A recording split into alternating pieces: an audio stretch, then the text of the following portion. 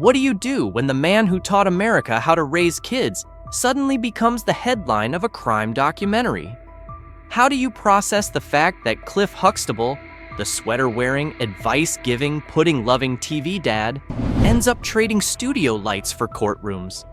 It's one of those moments when you sit back and ask, is this a deleted episode of Black Mirror or real life? Because this fall from grace wasn't a stumble, it was a cliff dive without a safety net.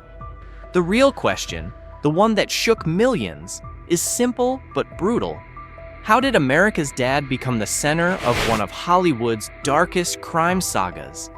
Before the world knew the other side, before the world flipped upside down, Bill Cosby was practically television royalty. Born in 1937 in Philadelphia, he worked his way up from small comedy clubs to national stardom with charisma that filled a room and jokes that made crowds roar.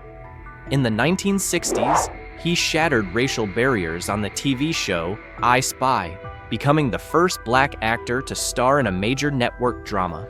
He won 3 Emmys in a row, proving that he wasn't just funny, he was talented, trailblazing, and unstoppable.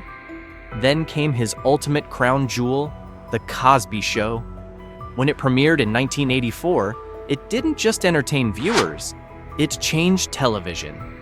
America fell head over heels with Dr. Heathcliff Huxtable, the witty, lovable, sweater-wearing dad who somehow solved every family problem with a joke, a hug, and a pudding cup.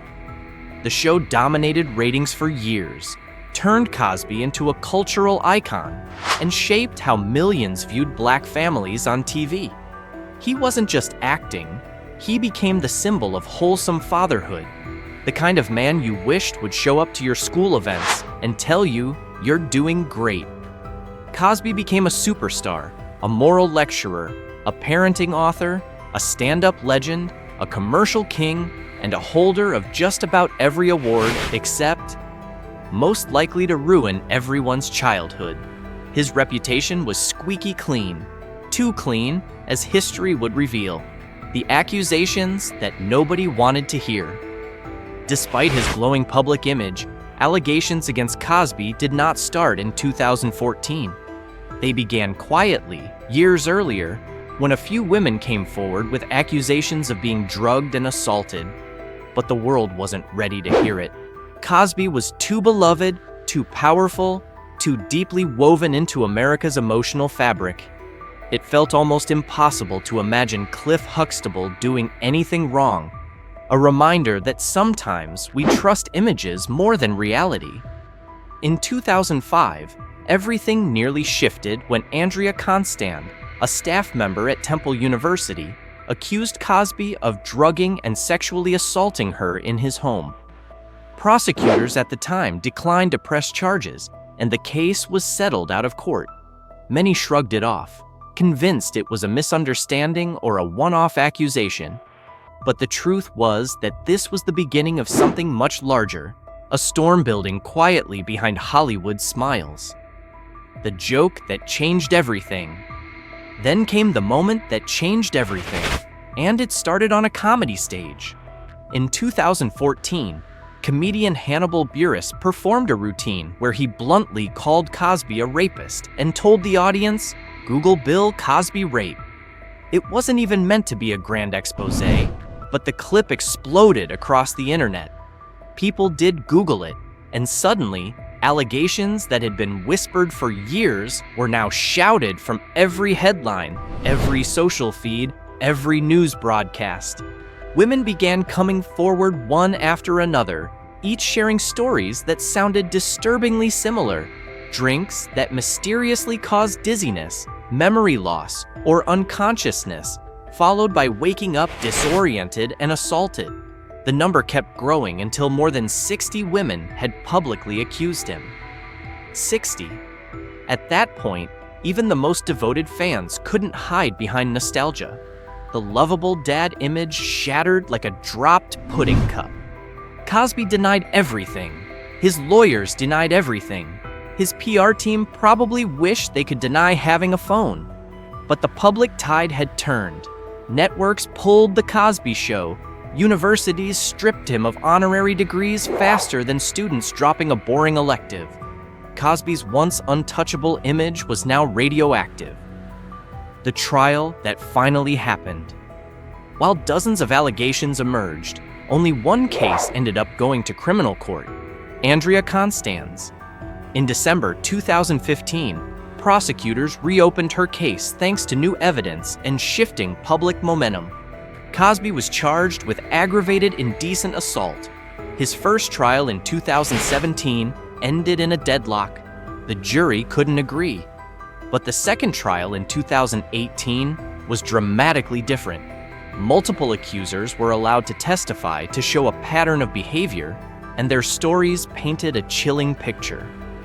After years of silence, settlements, and legal maneuvering, the truth was finally given a stage. In April 2018, Cosby was convicted on all counts. The man who once ruled television was now officially a convicted felon. In September, he was sentenced to 3 to 10 years in prison and classified as a sexually violent predator. America's Dad was now inmate number, well, you get the idea. The shocking twist: convicted, then released. Just when the world thought the saga had reached its conclusion, the universe delivered a twist worthy of a courtroom thriller.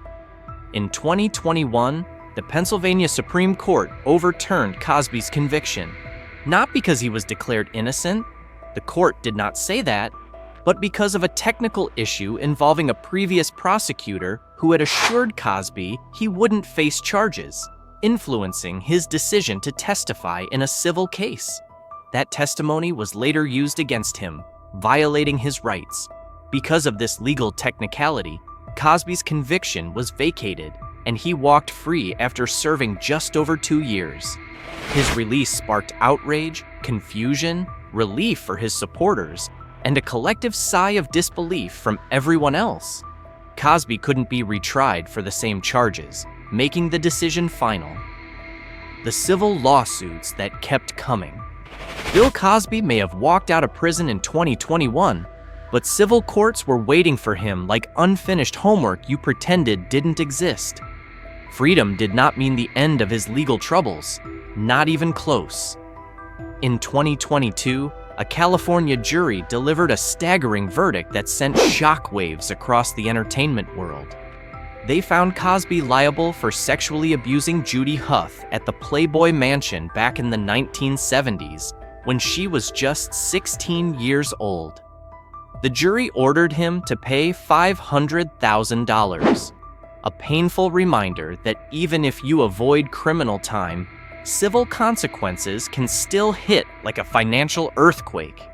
And just when it seemed the dust might settle, New York's Adult Survivors Act stepped into the chat. This law reopened the window for adults to file civil lawsuits for older sexual assault cases that had previously been blocked by the statute of limitations. Think of it as the legal system saying, "Surprise, we're not done yet."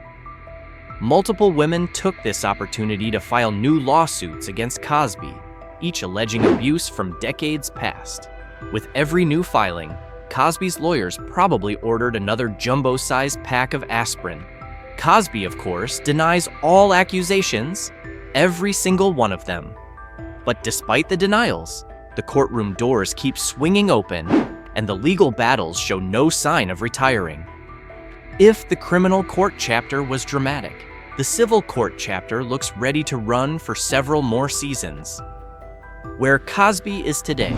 Today, Bill Cosby is in his late 80s and lives quietly in Pennsylvania, far from the spotlight he once thrived in. He occasionally attempts public statements, but comeback dreams are gone. Financial problems have also surfaced, including property issues and reported legal debts. The man once worth hundreds of millions is now fighting to hold on to whatever remains of his reputation and wealth. Hollywood has permanently closed its doors. The cultural earthquake. The Cosby case didn't just tarnish a celebrity, it forced America to confront uncomfortable truths about fame, power, and abuse. It challenged the idea that charming men must be good men. It made people ask why survivors weren't believed for so long. It pushed lawmakers to rethink laws around sexual assault and statutes of limitation. And it left millions questioning how someone who played a perfect father could be accused of so much darkness.